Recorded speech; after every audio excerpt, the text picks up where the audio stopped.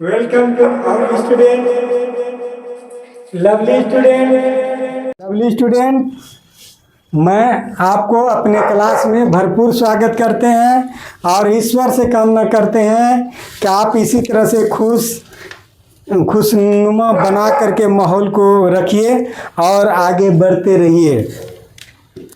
Lovely student, हम कहेंगे अरे सावन तो छोड़, अरे सावन तो छोड़, धूप में भी बरसात होगी। अरे सावन तो छोड़, धूप में भी बरसात होगी। जब तुम खुद को पहचानेगा तो तेरी खुद से मुलाकात होगी। लवली स्टूडेंट, 24 घंटा में आप 8 घंटा सोते हैं, तो कितना बचा? 16 घंटा। 16 घंटा में आप खान पान दैनिक क्रिया अगर करते हैं 4 घंटा, तो कितना बचा? 12 घंटा। 12 घंटा में आप 4 घंटा आप मनोरंजन के लिए चलते हैं, इधर खेल कूद वगैरह सब, तो कितना घंटा? 8 घंटा बचाएगा। 8 घंटा अगर आप अपने किताबों के साथ कितना देर तक है? 8 घंटा तक हैं। सुबह 3 घंटा पढ़िए, सुबह जग के, और शाम को 3 घंटा। 3 कितना होगा? 6 घंटा और 2 घंटा इसे, तो अर्थात 8 घंटा अगर आप किताबों के साथ हैं। आप ध्यान रखिए कि आप कितना देर किताबों के साथ, अपने साथ, अपने, कोई बताए नहीं, अपने आप के साथ, किताबों के साथ कितना देर है। अगर यकीन मानिए कि दिन भर में अगर 8 घंटा आप किताबों के साथ है तो तहलका निश्चित मचेगा। क्या होगा? तहलका निश्चित मचेगा। आपका जिंदगी का वह उच्चतम स्कोर निश्चित पहुंचेगा। अतः किताबों के साथ आप कितना देर तक टिके रहते हैं, ये आप अपना ज़िंदगी को देखिएगा कि आप 2 घंटा रहते हैं, 4 घंटा रहते हैं, 5 घंटा, अपने से किताबों के साथ कितना देर रहते हैं। और जितना देर आप किताबों के साथ रहते हैं, निश्चित तौर में आपका ज़िंदगी बदलेगा। अगर 8 घंटा आप रहते, तो चलते हैं हम आपको मैथ की दुनिया में। लवली स्टूडेंट, क्लास कितना है? 140 140 क्लास है। और यह अंक गणित से है। किस गणित से है? अंक गणित। किस क्लास से? क्लास 7 से। किससे है? क्लास 7 के लिए है। 7 से लिया गया है। किससे लिया गया है? 7 से। तो अंक गणित में समान अनुपात और समानुपात। अनुपात बताए थे, 2 सजातीय राशियों का अनुपात m अनुपात n कहा जाता है। यदि उनमें पहला का मान किसी दूसरे राशि का मान का m गुना हो और दूसरे का मान उस राशि का n गुना है, तो इसको क्या बोलेंगे?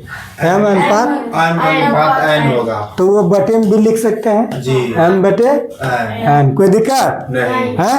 जो अनुपात होता है बटे। समतुल्य अनुपात या समानुपात कहते हैं। प्रोपोर्शन पढ़े थे क्या? हाँ। तो ये यदि 2 अनुपात एक दूसरे के बराबर हो तो उसे समानुपात कहते हैं। जैसे 5 अनुपात कितना है? 2। यहाँ देखिएगा 15 अनुपात 3। तो इसको कटाओ, 3 दूनी 6, 3 पचे 15, न कट जाएगा? 3 पचे 15, 3 दूनी 6। इसको ऐसे दे दो। ये है समानुपात।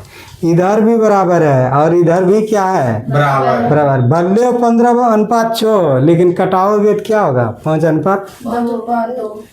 ठीक है, होता है ना। इस तरह से इसको समानुपात कहते हैं। लघुत्तम रूप में प्रकट करे, सर लघुत्तम रूप में प्रकट उसको कहता है, उसको कटा दो, उसको क्या कर दो, कटा दो। 30 का 105, तो 30 बटे कितना 105, कटाओ तो कटाओगे कितना, 3 से कटाओगे 3 तिया 9, 3 पचे 15, 35 बार में आई, 3 एका 10, तो 10 बटे कितना 35। अब 2 से 5 से कटाओ, 5 दूनी 10, 5 सते 35, 2 बटे कितना आया 7। ये लघुत्तम 2 अनुपात कितना आ गया 7। यानी कटा के छोटा रूप में लाना ये लघुत्तम रूप होता है, कोई दिक्कत है। और 57 पैसा का 1 रुपया 33 पैसा से, तो 57 1 रुपया 33 पैसा को 1 दशमलव कितना लिखेगा 33, चाहे 133 लिखेगा, कितना लिखेगा 133। और कटाओगे ना तो कौन खोड़ा से करे, 17 एकावन 17 18 19 का 19 तिया 57, 19 से कटेगा 19 हाँ, तो 3 अनुपात कितना हो जाएगा 7। ये पॉइंट है, तो ये पॉइंट यहाँ दे दो, कोई दिक्कत। इस तरह से आप इनको देखते हैं। आप आगे बोलिए, ए और बी की उम्रों का अनुपात कितना है, 3 अनुपात। यदि बी का उम्र कितना है 40, तो ए की उम्र बताइए जी। ये आपके ग्रामीण राष्ट्रीय छात्रवृत्ति प्रवेश परीक्षा में पूछा है। कुल कितना है, नहीं ये कुल छोड़ दो, ये देखो 3 अनुपात 5, इसको हटाओ तो माना का अनुपातिक राशि कितना, ए का कितना 3x, बी का कितना 5x, है ना। प्रश्न से कहता है बी की उम्र कितना है 40, तो बी यहाँ कितना है 40, है यहाँ 5x बताओ बराबर कितना है, 8 बराबर कटाओ के बार में है 8 का कितना, और खोज कितना किसका रहा है, तो ए का कितना है 3x का वैल्यू कितना आया 8 तिया कितना हुआ, कोई दिक्कत नहीं। वो दे दे अनुपातिक राशि निकाल दो, वो कहेगा कि फलना का इतना तो उतना बराबर कर दो। यहाँ किसका कर रहा है, ए का कर, बी का कर रहा है, ए का कर रहे हैं ना, बी का कर रहा है। यहाँ किसका दिया है, बी का 40 हाँ तो बी है कितना निकाले हो 5 है न रे, हाँ। ये है 3, अब बी कितना होगा 5, तो वही 5x बराबर कितना कर दो 40, तो x का वैल्यू कितना 8। अब ये का निकालो तो ये कितना है 3 है, तो ए का 8 है, 8 तिया 24। कभी कभी वो कह देता कि ए का उम्र 25 है, तो 25 है तो 3x बराबर 25 कर देता, कटने वाला 24 है तो 8 आ जाएगा, कोई दिक्कत। चलो आगे देखो, ये देखिए आपका दूध और पानी का मिश्रण में दूध और पानी का अनुपात कितना है 7:2। ये आपके कंपटीशन में आता है, ध्यान दीजिए। यदि मिश्रण में दूध का मात्रा कितना है 28 लीटर, एगो को दे दिया रहता है, एगो को दिया रहता है, जैसे वहाँ बी का दिया है, ऐसे यहाँ किसका दिया है दूध का दिया, किसका 28 लीटर, दिया, माना का अनुपातिक राशि कितना, तो दूध का मात्रा कितना हो जाएगा 7x, और पानी का मात्रा कितना होगा, प्रश्न पानी की मात्रा 2x, और प्रश्न से कहता है कि जो दूध की मात्रा है वो कितना है 28, तो 27x बराबर कितना 28, 7 चौके ऐसे भी कटाया, अगर गुना भाग जोड़ घटाव नहीं रहे तो ऐसे भी कटा सकता है। और इसका वैल्यू कितना 4, खोज किसका रहा है, खोज रहा है 7, पानी पानी का मात्रा कितना है, एक्स का वैल्यू कितना है 18 लीटर हो गया, कोई दिक्कत 8 लीटर, कोई दिक्कत नहीं। दूध इस तरह से निकाल दोगे। एगो के लेकिन मान दिया रहेगा, याद रखना तब निकलेगा, या तो दूध है या पानी का दिया रहेगा, उसमें ए और बी का दिया तो ए या बी किसी का मान दिया रहेगा, ध्यान रखोगे तब निकलता है, ऐसे नहीं। या तो दोनों का योग दिया रहेगा, दोनों का योग है या दोनों का अंतर दिया रहेगा, लेकिन रहेगा या तो योग रहेगा या अंतर रहेगा, या तो ए का मान रहेगा या तो बी का मान रहेगा, या पानी का रहेगा या तो दूध का रहेगा। ये वो वैल्यू रहेगा तब एक्स का वैल्यू निकलेगा, एक्स का वैल्यू निकलेगा, दूसरा का निकाल दो फटाक से, कोई दिक्कत। आप चलते हैं यहाँ, यदि किसी वृत्त की परिधि और व्यास की परिमाप, यहाँ देखो किसी वृत्त की परिधि और व्यास अनुपात 7 है, अनुपात है, यदि व्यास की माप दिया है 2:8 में 28 होना चाहिए। यह व्यास की माप 2:8 सेंटीमीटर है ना। तो परिधि का माप ज्ञात करना है। माना कि अनुपातिक राशि कितना x, तो परिधि कितना होता है 22। यहाँ देखिए पहला यहाँ कौन है 22 पहला कौन है